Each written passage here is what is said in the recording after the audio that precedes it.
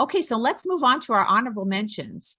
Our first honorable mention goes to Harry Williams for Zapotec Women with this street portrait in Oaxaca, Mexico.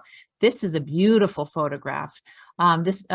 Harry is a first-time participant from San Francisco, and he has 3 other photographs in this year's exhibit. So, Harry, we'd love to hear from you about this photograph. Tell us about this lovely woman.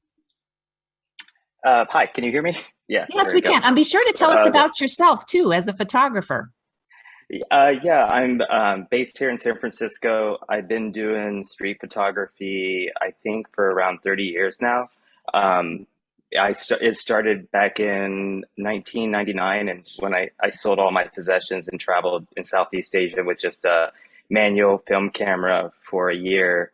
And that's kind of like where I started my roots in street photography. Fast forward to now, and I'm still doing the same thing. It's just digital, but same style, different camera, obviously. Ah, But this particular photograph, I happened to be in a small town in Oaxaca. This particular trip, I wanted to really focus on people's faces and people's hands, and just to show the beauty of Mexico and the workers, and I was kind of doing a juxtaposition of, I might shoot people's faces one day, and then one day I might just shoot people's hands.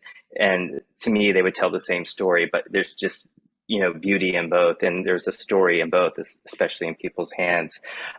This particular photo, I was in a really small town in Oaxaca. It was really late. The markets were closed, and I had just walked by, and I just saw this beautiful woman in this light.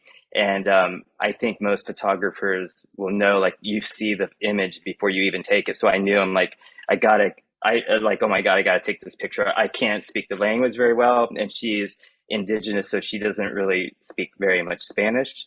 Um, but she was standing around a woman, and they were making this, like, it's an Aztec drink called tejate.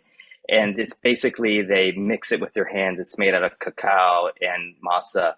And I had not tried it up to this point, because obviously it's the water, someone's mixing it with their hands and stuff. And I was like, oh man. But it's happened to me in different parts of my photography, where I'm like, I don't care. I'm going to do what I need to do to get this photo. So I went up to her, and I was kind of like talking a little bit of my broken Spanish about it. And she's like, oh yeah, somebody was translating, oh yeah, this is this drink and you should try it. And so they're all standing around me. And so of course I had to try the drink, and it was actually really good. And then I told a woman, she spoke a little English, that had served me, that this woman was so beautiful. She kind of reminded me of my grandmother, and if I could photograph her. And the woman smiled, and she said, of course.